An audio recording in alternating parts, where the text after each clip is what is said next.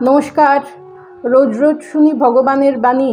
এই সমবেত অনুধ্যানে আমরা ধারাবাহিকভাবে আলোচনা করছি পরম পূজ্যপাদ রঙ্গনাথানন্দজি মহারাজের অপূর্ব জীবনের কিছু কথা।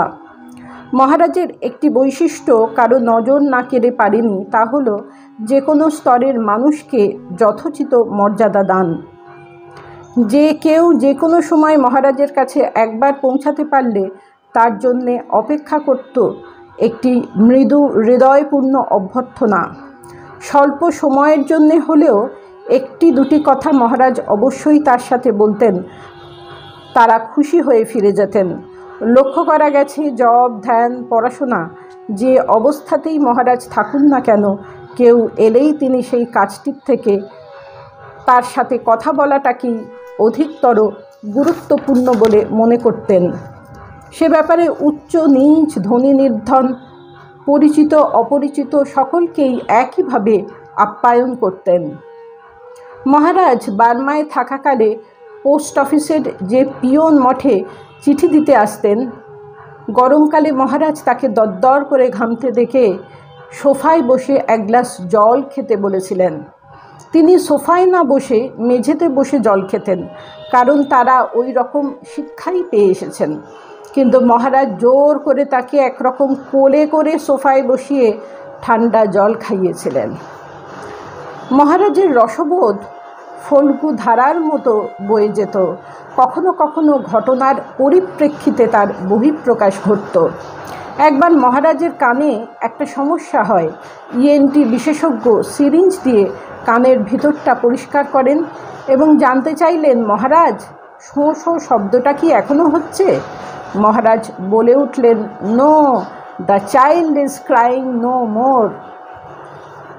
তার নিজের বলা একটি ঘটনা, মহীশূর থাকাকালীন তার একবার ইচ্ছা হয় পরিব্রাজক রূপে বেরিয়ে পড়ার। মহন্ত মহারাজের অনুমতি নিয়ে বেরিয়ে পড়লেন। একবার সারা দিন ঘুরছেন, কিছু খাওয়া হয়নি। গভীর রাতে পৌঁছেছেন মহীশূরের কাছে ছোট্ট একটি শহরে। দেখা হয়ে গেল অনেক কাল আগে পরিচিত এক ভক্তের সাথে। তাঁদেরই বাড়িতে ভিক্ষা গ্রহণ করলেন আনন্দে, কিন্তু লক্ষ্য করলেন ভক্তটির বাড়িতে জায়গা অল্প।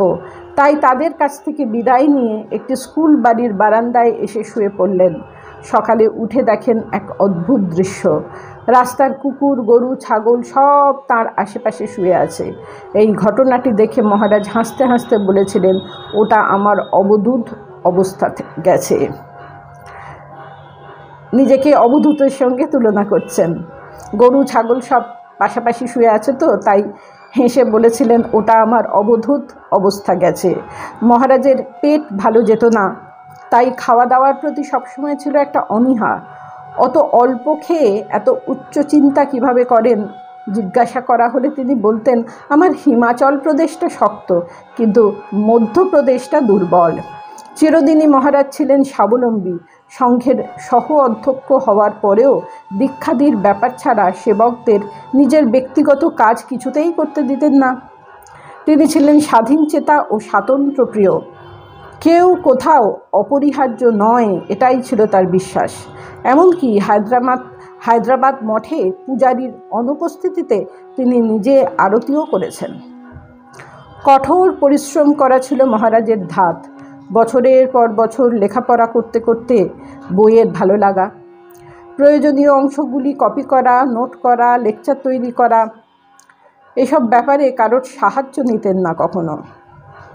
৭৭ বছর বয়সে মহারাজ জাপানে গেলে এক সন্ন্যাসী সেবক মহারাজের ব্যবহৃত জামাকাপড় ধুয়ে দেবার জন্যে প্রার্থনা জানান, কিন্তু মহারাজ রাজি হলেন না। শৌচাগার পরিষ্কার করা থেকে শুরু করে যে কোনো সাধারণ কাজই তিনি নিজের হাতে করে নেবার জন্যে সদা সর্বদা প্রস্তুত থাকতেন। মহারাজ বারবার বুঝিয়েছেন, আধুনিকতা মানে হলো বৈজ্ঞানিক দৃষ্টিভঙ্গি ও মানবতা, এ দুটির সার্থক সমন্বয়। আর এই জন্য তিনি বিদেশের মানুষের কাছেও হয়ে উঠেছেন এত গ্রহণযোগ্য। পাশ্চাত্যের বিজ্ঞান ও যুক্তিবাদী অনুসন্ধিৎসাকে পরিপূর্ণ শ্রদ্ধার সঙ্গে গ্রহণ করেও একই সঙ্গে তিনি দেখিয়েছেন যে গভীর মানব প্রেমের দ্বারা জারিত না হলে ওই দৃষ্টিভঙ্গি কখনো স্থায়ী স্থিতিশীল মানব সভ্যতা তৈরি করতে পারে না। অন্যদিকে ভারতবর্ষের মানুষকে তিনি নতুন করে শুনিয়েছেন পাশ্চাত্য বিজ্ঞান মনস্কতার মহিমা ও যুক্তিসঙ্গত দৃষ্টি দিয়ে বেদান্ত অধ্যয়ন ও তাকে জীবনে প্রয়োগের দিগদর্শন। উপনিষদ, গীতা, ভাগবতের ঐতিহ্যে ঠাকুরমা স্বামীজির জীবন আলোকে গড়ে তুলতে হবে যথার্থ উদার মানবমুখী এক ব্যক্তিত্ব। এই ছিল তার বক্তব্যের বলিষ্ঠ আবেদন। নমস্কার। প্রাণারাম প্রাণারাম প্রাণারাম প্রাণারাম প্রাণারাম প্রাণারাম কি যেন লুকানো নামে তাই মিষ্ট এত তব নাম প্রাণারাম প্রাণারাম।